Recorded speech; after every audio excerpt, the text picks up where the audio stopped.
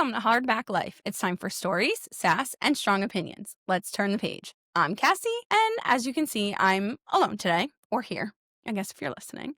Becca is busy gallivanting around the country.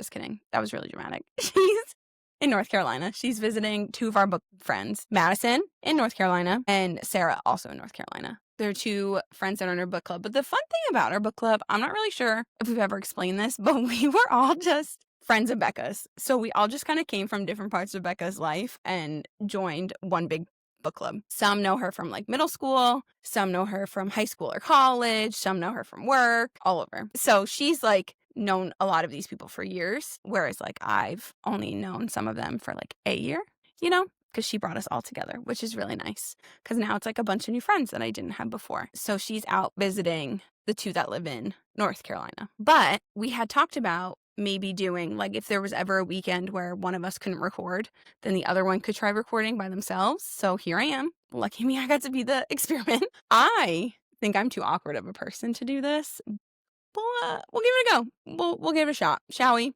I am currently reading Manacled still. It's a long book. It's 28 hours total. I think I have 18 hours left, maybe a little bit over 18. And I enjoyed it right away, but I'm like hooked into it now. Around like 22%, I'd say I got really hooked. But like from the beginning, I was enjoying it. But now I'm fighting myself to put it down, to like go eat dinner or go to bed and be a responsible adult. So that's challenging. I really would like to finish it by Thanksgiving because I do have a long weekend, and then I can read our book club book, which is Archer's Voice. I think Becca's already read it. I'm not sure, honestly. I know some of our book club members have read it. Nothing else is really new with me, though. Just really waiting for that long weekend for Thanksgiving so I can just read the whole time. Be up in this little room and reading. That's all I need. We were going to do an episode initially this weekend with Sarah, since she's visiting Sarah, and those episodes do really well, but they saw Wicked. They're living their best lives out there. So I figured I'd give it a shot. This may or may not see the light of day. I'll have to let Becca decide. I don't know. I feel like I'm too awkward by myself. But so I didn't want to do like a whole book review by myself because I've realized, just a random thought, I've realized reading books is not as fun anymore if I don't have somebody to talk to about them, because I am reading Manacled, but nobody else has read it. Nobody in my book club's read it yet. Becca is not really in, like, she's watched Harry Potter, but she didn't read all the Harry Potters, but now I have nobody to talk to about it. And it's not as fun. I'm realizing that buddy reading is definitely more of a way to do it. Even if, like, it's somebody's read it before me, at least then I have somebody to talk to, all my thoughts and everything I'm thinking. I have nobody. Some of my friends want to, so I can't talk to them about it. Becca said I can go to her and just spill all the beans because she doesn't have a plan on reading it. I might do that, honestly. But that's really the only new thing, is I've realized that I really do enjoy buddy reading more than anything else.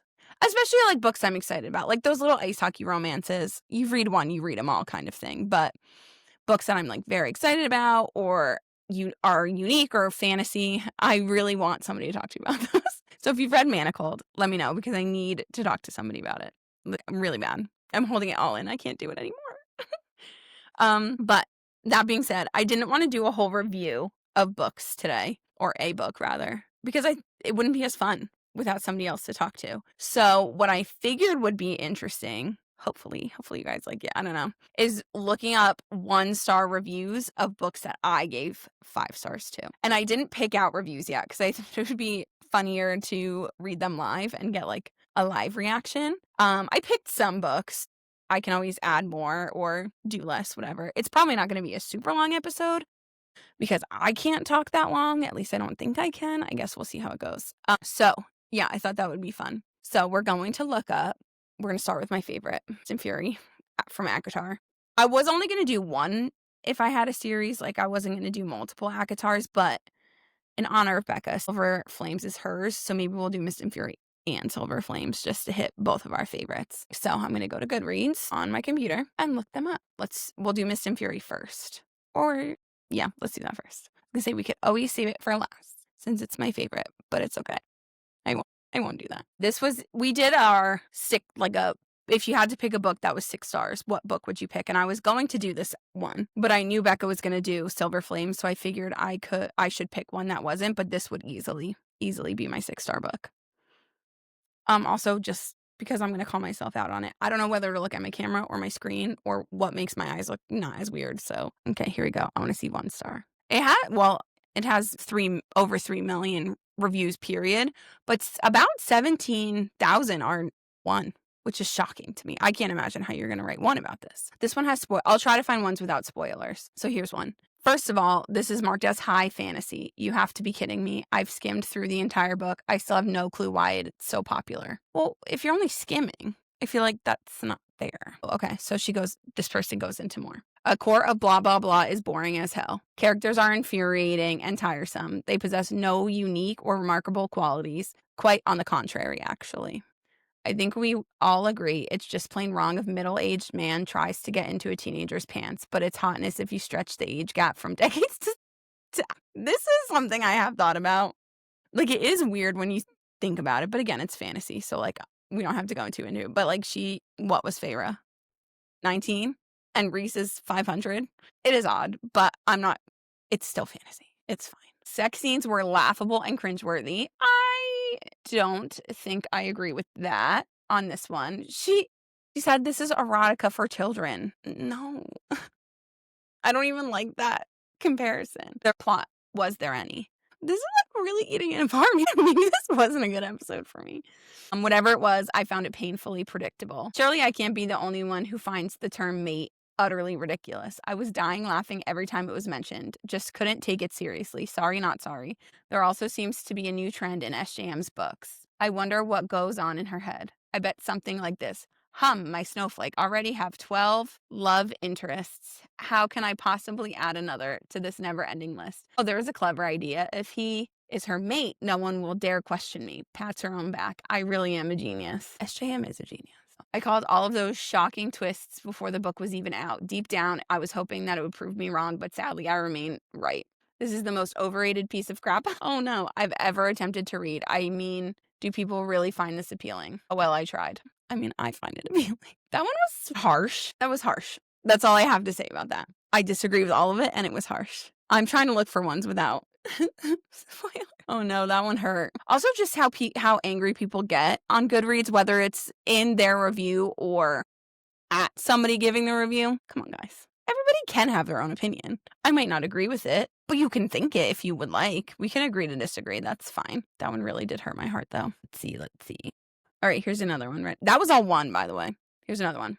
44 pages into the story, and I found this review to be far more entertaining than the book itself. Oh, they linked somebody else's review. Okay, this is a 1 star, so we can link it. They had linked it. There's a warning. Full on rant ahead. Feel free to disagree with my opinion. I'm thrilled that some people loved this book more than I did, but you'll never convince me to change my mind about this pile of shit, so please don't bother to try. I don't know. Let's try it.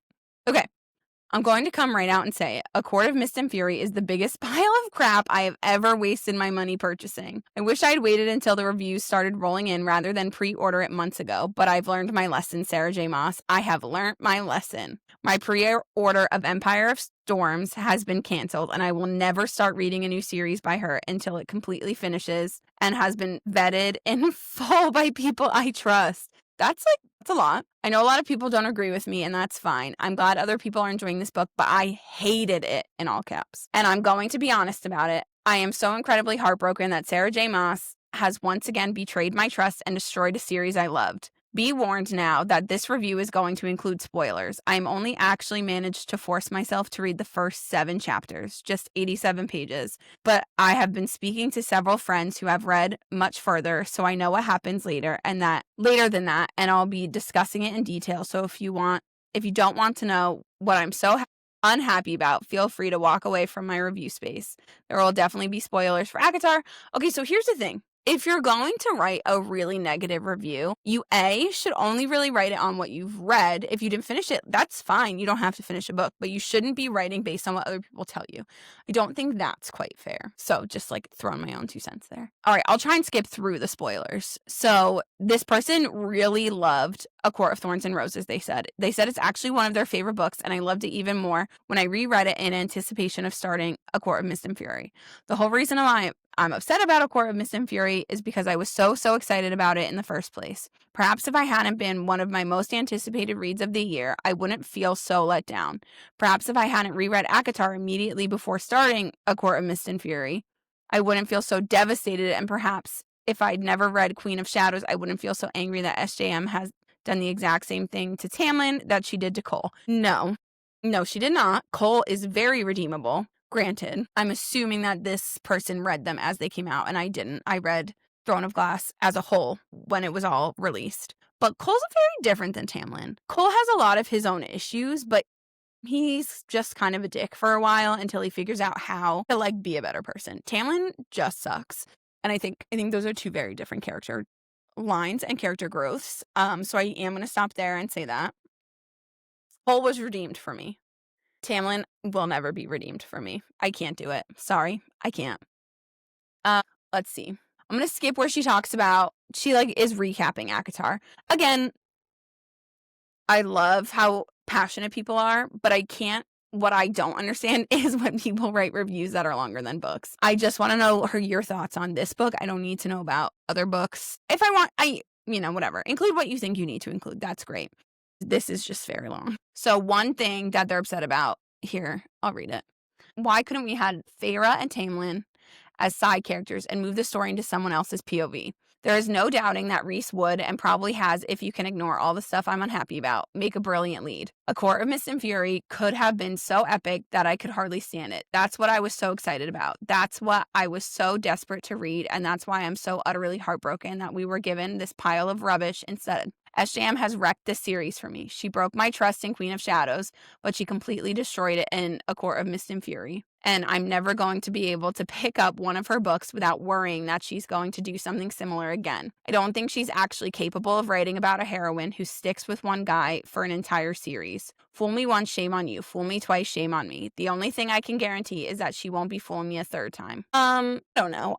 I get that you want consistency in, for a heroine romantically. I don't necessarily, because I don't think that's very realistic. People grow and change, and especially SJM's heroines have all been very young, early 20s, late teens. Not everybody meets their love of their life during, that early.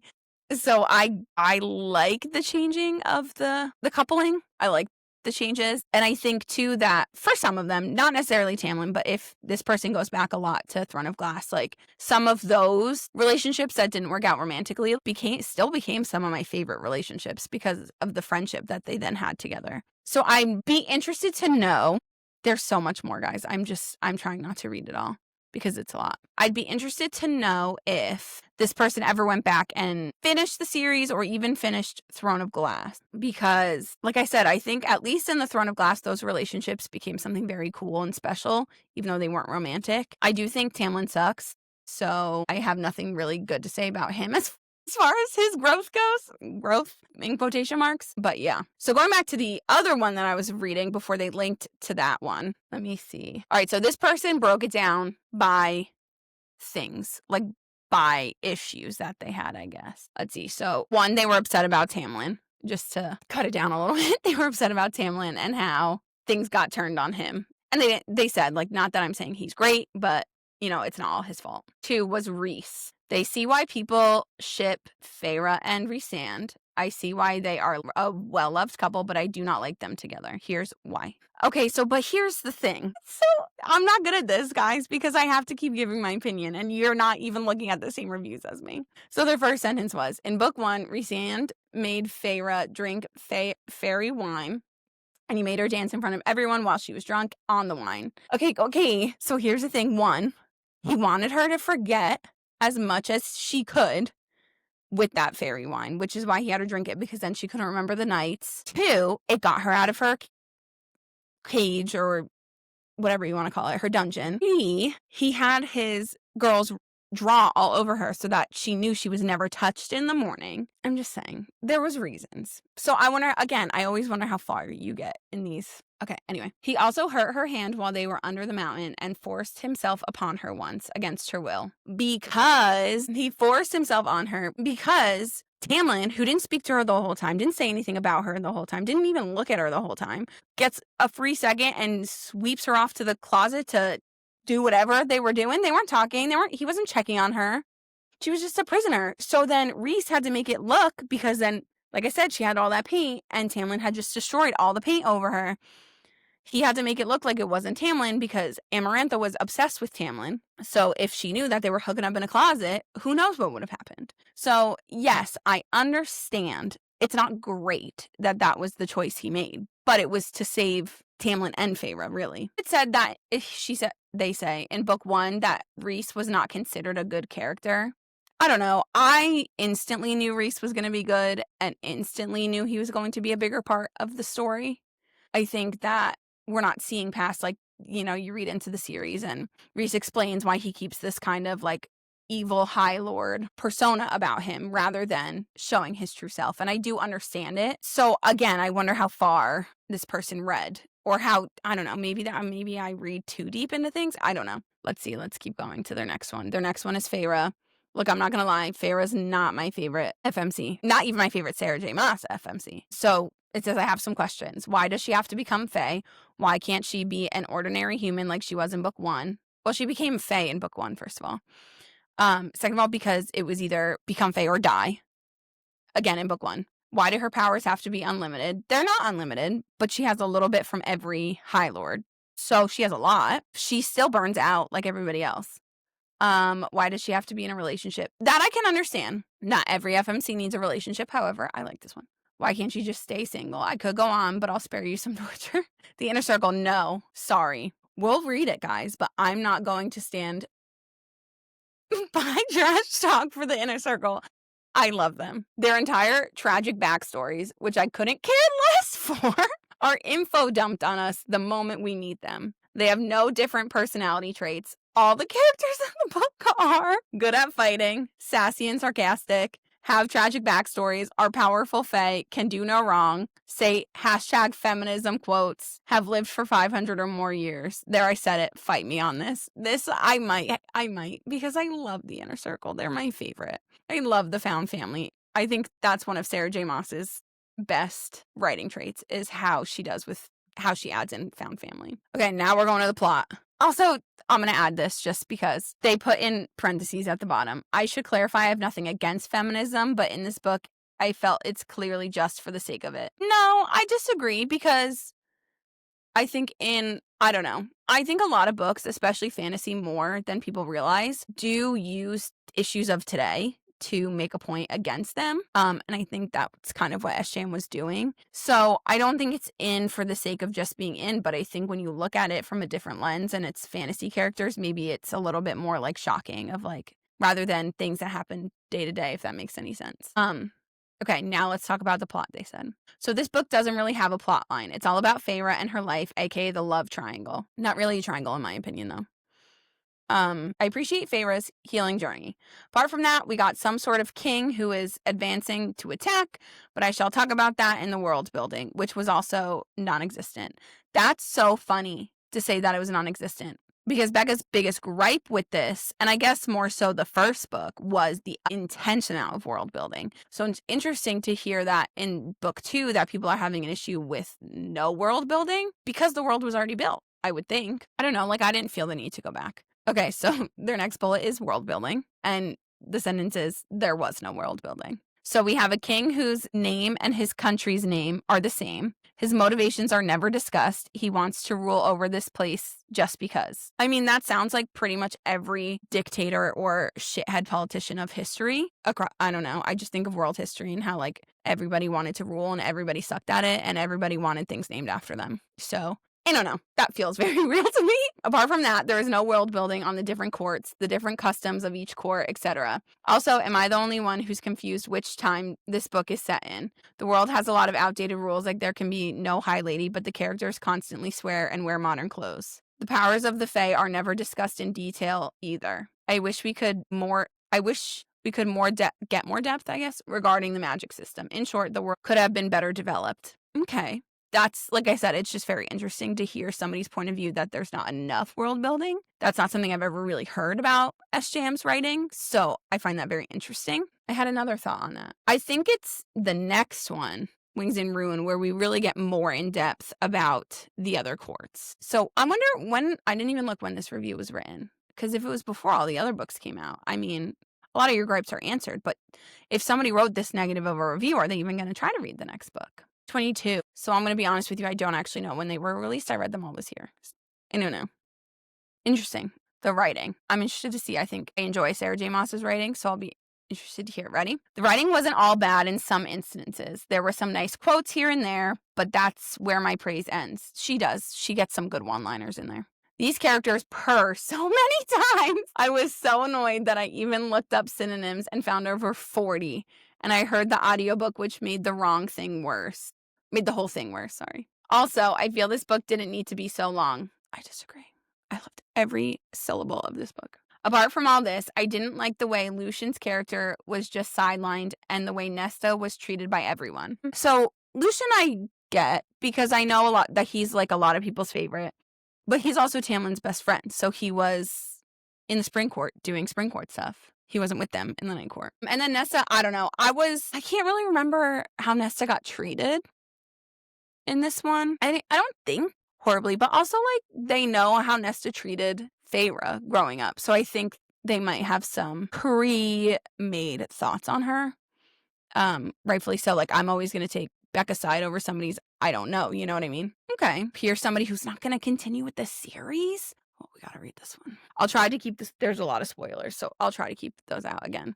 First of all, I did read A Court of Thorns and Roses, and you can find my original review here. Please be aware that I've changed my mind, so my opinion is currently this is bullshit. Why? Well, apart from this book having absolutely no plot at all except romance or sex, let's see. So in ACOTAR, the whole story centers around Feyre and Tamlin and how they fell in love, and even though they were supposed to be enemies or indifferent to each other at the least, the whole book is about that and about the sacrifices they make for their love.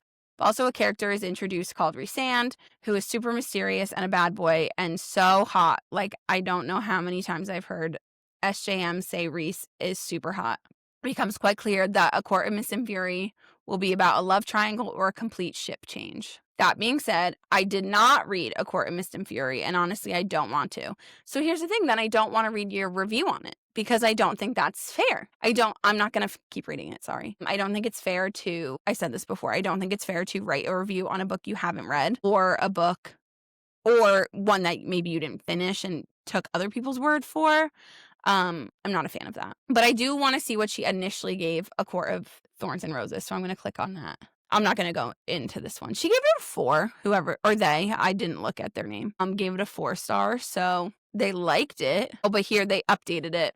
I've changed my mind. I don't consider the series to be promising nor good anymore. I'd like to consider ACOTAR as a standalone from now on. Why? You can read here. And then it was her A Court of Mist or the review. But again, I don't even want to read their review if they didn't read the book, so we're going to skip that. All right, so those weren't as bad. I mean, they were long, so I chopped them, sorry. But they weren't, like, terrible. Let's see for another book. I was just interested to look up Harry Potter ones. Specifically, we'll do Prisoner of Azkaban because that's my favorite book. I don't know, I read them as a child, so I didn't review them because I've only reviewed things I've read since starting Goodreads. And then I started Goodreads in January, I think. So then a little bit before this past January. But I would have given this one a 5. I know J.K. Rowling has stuff going on. I struggle because I completely hate what she's saying. But Harry Potter is a huge part of my childhood. You know, my mom used to take me and my sister to all of the movie openings and the day the books came out, we would always go and the 3 of us read and watched them all together. So it's a big part of my childhood.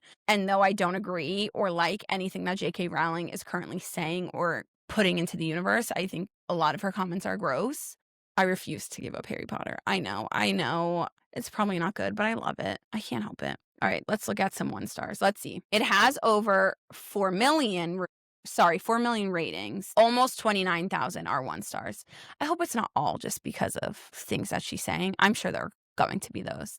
Stop. This first one got me right away. 1 star because Sirius Black and Remus Lupin are obviously gay for each other, but the author is too much of a bigot to care. To fanfic realm we go. Cheers, besties. I don't think I agree with that, especially now, I've read who Remus ended up with. So I don't agree with that. I never got those vibes. Probably got them about other characters, but not those two specifically. Okay, see, this person's review is fuck JKR. Best book in the series, though. But it's a 1 star. I don't know. Maybe I just didn't pick this up. But another 1 star. Sirius and Remus are gay for each other. Prove me wrong. Okay, let's see. Here's a 1 star. These novels are... I'm going to start that over. These novels have amazing world building, but are not very well written. The villain is one-dimensional, the storyline is overly simplistic, the adults are criminally negligent, and the author became the villain in real life. So here's the thing. They are technically made for young adults or young teens. So yeah, you don't want to overdo the plot or the characters. However, I personally still think there's depth in all of them. Let's keep going. The treatment of goblins is anti-Semitic, and the House of Elves backstory is unbelievably racist. No, I do get that. I do get the elves, the house elves, and the goblins. I've heard that before. I don't disagree. The treatment is, it's not good. A magical race that wants to serve, LOL. Sounds like a commercial for the Confederate States of America. I'm just gonna keep going. It's just not that good. I read every book and watched every movie. Rowling is also horribly, violently transphobic. Her work can't be removed from her bigotry. The major irony is Rowling is now friends with the same folk who banned her books 20 years ago. That is interesting to think because her books are banned. And now she is friends with these conservatives who tended to ban her books. So that's interesting. Let's see. Again, I think this is more so going to be about J.K. Rowling, but let's see. Maybe not. Brutal. Again, J.K. Rowling proves herself a competent writer, smart and witty, but a frustratingly bad storyteller. Finally, Harry does something to show why he's on the covers of the book and not Hermione. Hermione's the real MVP, let's be honest. But it's all for naught because this is one of the stupidest, least thought out endings in literary history.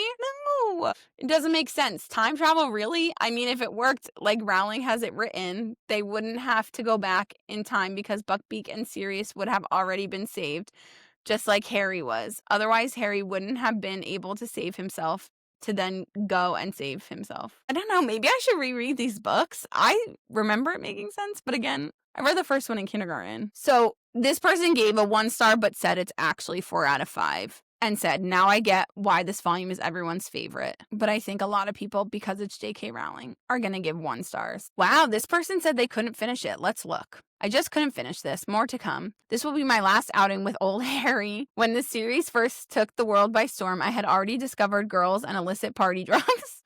I guess that's fair. Harry Potter mania was slightly in my radar, but as an oddity that the generation behind me was rabid about. My fad series was Goosebumps, and it had come and gone. I did love Goosebumps. I wonder how old this person is. As an adult fantasy reader, I've made a point to go back and read the highlights that I've missed. Mr. Potter was on that list, and I've made it to this book. The first 2 were all right, and I assumed being underwhelmed was a symptom of these books being written for children. I understand that this is the case, and that furthermore, the books are mature as one reads on. I just can't do it. I got to chapter 6 in the book and realized I just didn't care. Like Goosebumps, I feel like you had to be in that place and that time in your life to get it. And as a 36-year-old social worker, I just don't get it. Harry Potter as a character is boring and whiny. Harry doesn't do things. Things happen to him. His friends are way more interesting than him, and they're not really that great either. No. Maybe this is just my bias, but I think Draco. We should have gotten some Draco POV. They're not friends, but I love Draco. I'm sure if I picked up Goosebumps today, I would hate it. I'm also sure that Harry Potter is way better than Goosebumps, but I think I'll stay with books written for adults. I will encourage my son to read the series once he learns to read. Okay, so he's not hating on it, but it is man. I looked. It's just not for him, and I can understand that. That one's not in English, so sorry I cannot read that. All right, let's see. Here's another one. Harry has a lot of unlikely saviors in these novels. By now, it's clear that Harry is never truly in danger since someone or something will always show up in the nick of time to rescue him. In this story, Harry saves himself. Imagine how the final novel would have gone if Harry and his pals used their magic to create a second Harry to aid in the final showdown with Lord Thingy. All right, these ones are a little bit funnier. They're making me laugh. Yeah, see, a lot of these reviews are, I think, simply written to give J.K. Rowling a low score, or they're more based on J.K. Rowling herself rather than the book. And I knew looking at this one that would happen. Like I said, I do not agree with J.K. Rowling and what she has said, but I can't take away the major part Harry Potter played. For me, growing up, I mean, Harry Potter's the reason I love reading as much as I do. And I don't know. I know it's very hard to separate the art from the person, especially in a case where they're so outspoken about it. So outspoken about it and so mean about it. But there really is no but. I know it's hard. And I really, truly, I get it, guys. I do.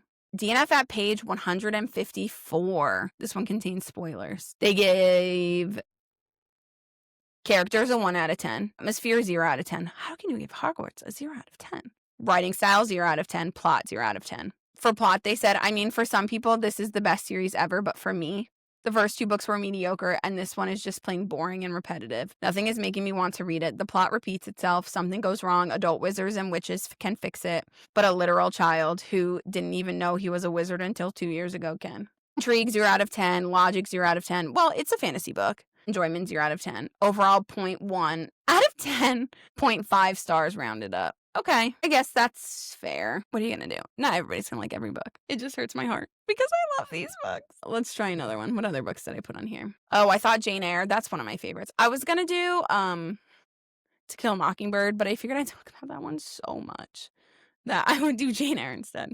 But let's see. Let's go. It has over 2 million ratings, and it has a little over 54,000 1-stars. So let's look at them. And again, this one I can understand everybody's 1 stars. I might not agree, but everybody has their own opinion. This one, the language is hard because of when it was written. So I can very much see people not enjoying this. I think it's the same with most classics. I can understand it. And the stories aren't as risque. There's not, it's about life then. They're, what are you going to do? Let's see. Okay. This person gave it 1 star. They said Tumblr had me cracking up. So I'm guessing that this first part is from Tumblr. I don't know. I never once in my life used Tumblr. So I'm guessing that this is where this first paragraph is from. I love Jane Eyre, but honestly, imagine being friends with that bitch. Like, imagine trying to convince her to leave Rochester, and she's like, I don't know. And you're like, he called you ugly. He keeps his secret wife locked in the attic. Wake up. And then you think she finally has it sorted out, and she calls you a few months later and is like, his wife killed herself and burned down the house, so it's cool, we're getting married. Like, how do you go to that wedding? That's just a normal friendship with a straight girl, honestly. I mean, I can't say I necessarily support my friend in that case. And then their actual review is, I've debated long and hard as to whether I should write and film a full-length review, but I honestly can't be bothered. This novel is ridiculously predictable, cheesy, and way too over the top. There was fuckery on almost every single page, and I'm just over it. 0 out of 10 would not recommend. Interesting. Here's another short and sweet. Rochester abuses his mentally ill wife. Jane complains a lot. Yep. This 1 star is for Bertha. Bertha was his wife that he hid in the attic. This person just put insufferable. Let's see. Another 1 star. I hate this book. Okay. Was that it? Oh, no, here's more. Okay. Here's one. Just really. What are the chances she ends up at the cousin's house to begin with? The whole thing could have been a 20-page short story about the lady in the attic, and I'd be so much happier. That is one thing. I do wish there was more talk about her. I wish she got to interact more because she was the reason I read the book in the first place, because I wanted to see how that played out. This person, 1 star. I run a Jane Eyre hate. I just see a lot of curse words in this one. Let's give it a go. This fugly broad really couldn't catch a break. You call this fucking shit a love story? Look, I get charmless Charlotte couldn't look at herself in the mirror without throwing a fit. And believe me, I've been there too. But to go flexing about how it's what's beneath that counts is some real commie snowflake shit. The Rochester guy couldn't stand her so bad he gouged his own fucking eyes. I know a thing or two about self-mutilation. I ain't fucking crazy. But that seemed like taking a shit bit too fucking far. And why does this broad have those 2 dots above the E in her last name? This is what happens when you homeschool your kids. They get all weird and go and get to thinking they're special. And they can do whatever bullshit they want to their names. Okay, let me point out, here's the thing. This is written by a Donald Trump parody account, so I don't know if this is supposed to be what they think he would say about it or just how they feel about it and they're using that. I don't know. It keeps going a lot like that. I'm gonna tap out of that one. Actually, okay. Here's another one. Reading Jane Eyre was like being on the receiving end of Chinese water torture, which entails water being slowly dripped into a person's forehead, allegedly driving the restrained victim insane. Now replace water with everything about Jane Eyre, and you begin to understand how I felt reading the book. Okay, well, here's a strong opinion. Worst book I've ever read in my life. Okay, last one I'll read here. I was going to write a horrendous review, but this book has already taken too much of my time. Good day, Jane Eyre. That's how I feel when I read a bad book. I just can't be bothered to keep going with it. I had some other books, but it's already been a little bit, and I didn't plan on doing this many. I was going to do the last one by Rachel Housel Hall, but now thinking through it, I'm not going to do that because I really want Becca to read that book. And I know if I read any negative reviews on it, she's not going to read the book. So I took that off my list. I'm not reading any negative reviews from that. You know what I said we would do? Silver Flames. I'll just do a couple. This is just in honor of Becca because it's her favorite. I also gave it 5 stars, but this was her. If she had to pick a book for 6 stars, this would have hers. So I'm just going to do a couple. My review was, I really didn't want to like Nesta, in fact, but let's look at some. So it has over 2 million ratings and almost 16,000 1-stars. I'd be interested, maybe I should have looked at what their names were of the ones that we read Mist and Fury for. Let's see. This one has a bullet. See, here's the thing with the 1-stars is they're the longest review. They're so long. Okay, here's one. I might not read the whole review. Nesta is garbage. Stop romanticizing she being toxic with she suffered. This book is a big no for me. And before you come with the internalized misogyny, don't worry. I also think Tamlin sucks. However, he was just a guy that Feyre barely knew. Nesta was Feyre's fucking big sister. I agree with that, but I do think in Silver Flames she gets redeemed, and I really didn't want to. When I knew that Silver Flames was all about Nesta, I really didn't want to read it, except for the fact that it was Cassian, because we all know I love Cassian. On top of that, Nesta loves to read, and she never wanted to teach her younger sister how to read. That's so true, that she loves reading.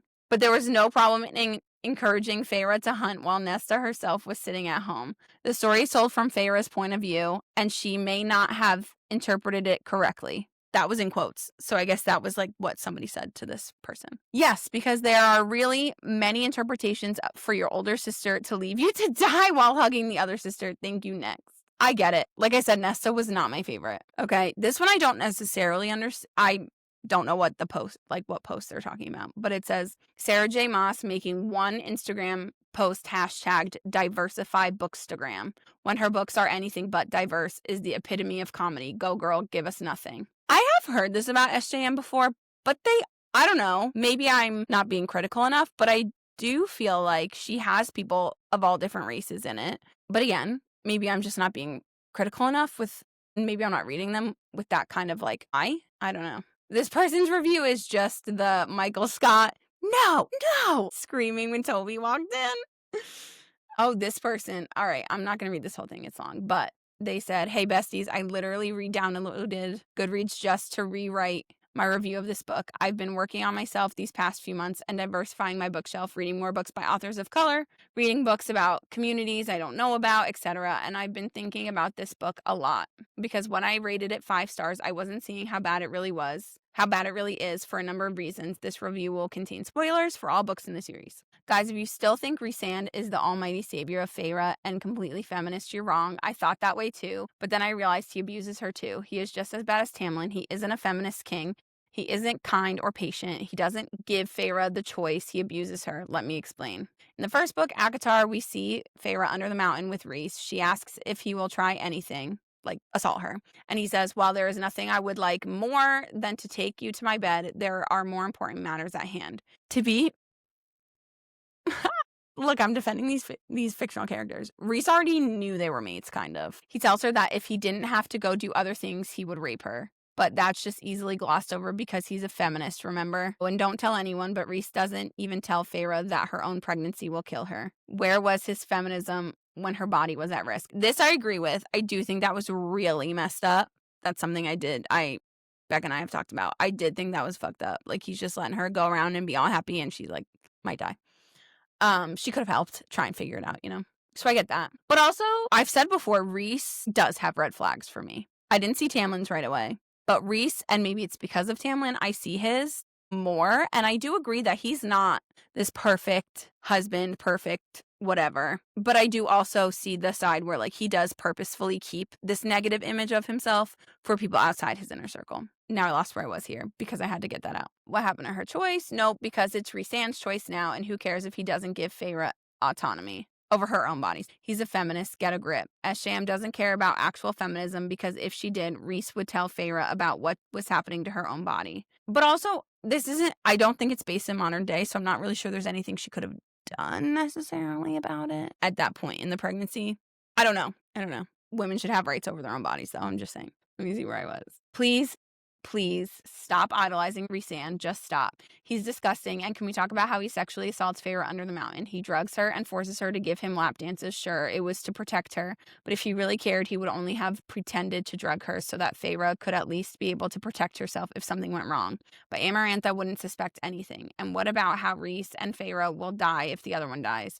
That would literally throw the entire Night Court, a very dangerous and powerful court, into chaos. Not to mention how toxic that is. You don't want your very life bound to your significant other because that would lead to serious manipulation later on. Ugh, Rhys makes me sick. I do agree. I think that was an odd choice. I guess in real life it could be manipulative later on. I don't think they're using it that way, at least not in the books that we've read so far. I already touched on what I thought about the Under the Mountain stuff, so I don't have to go back. And then there's everyone's treatment of Nesta, slut-shaming, victim-blaming. She was forced to apologize to Amren for being traumatized. What the actual hell? I can't even begin to describe how disgusting that was. And when she did the right thing and told Feyre the truth about her own body, Rhys threatened to fucking kill her. Doesn't anyone see a problem with that?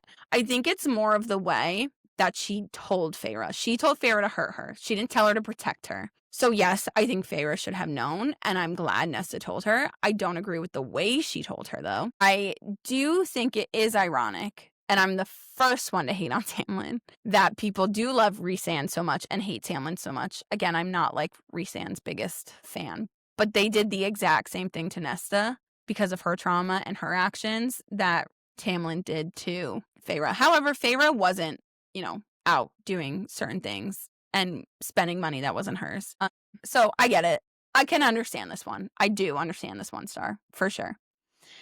I cannot even finish this review. Rest assured that I will not read another SJM book again, and I hate every book she's ever written with a passion. I also hate Rhys, Amren, and Elaine. Fuck you guys. See y'all soon, I guess? Jesus, that sign off. I don't hate Rhys or Amren. I don't love Elaine, but hopefully if the next book is about her, I'll grow to like her like I did Nesta. I don't know. Okay, last one. Court of Silver Flames predictions. Those are never mind. I'm gonna leave it there then with that. I wonder what Becca would say about that one. Maybe I'll have to send it to her and get her opinion. I think reading 1 stars with Becca would be very interesting, especially ones that she feels very passionate about. Like Silver Flames is her favorite book, one of obviously her top favorite books.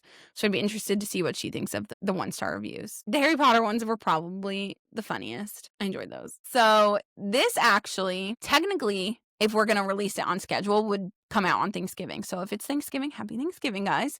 But if not, I don't know if we're going to release that day. If not, then I hope you had a great Thanksgiving with your family and your loved ones, your friends, found family, whoever you celebrate with. I know it's a difficult time right now, but the most important part is that you have people in your life that are important to you and you love and love you back. So hopefully you got to celebrate or will celebrate with people like that in your life. Next week, I have no idea what we're doing, to be honest. We've been on this kick of like, we schedule everything and then by the time the day or 2 before, we're like, we want to do this book instead. So then we rewrite everything. Shout out to all our social media. We have Instagram, Hardback Life, hardback.life technically. TikTok, Hardback Life. Our website, it's a hardbacklife.com. That's it. We don't have a Twitter. Oh, we do technically have a Facebook page. I don't really know how to advertise that though. It's a Facebook page. You can like it, I guess. I don't really know. Sometimes I feel really old with this kind of stuff. But yeah, I really appreciate. I hope you listened all the way through. I hope hopefully this was not a terrible episode. Maybe I haven't even posted it. Who knows? But if you listened, I hope you liked it.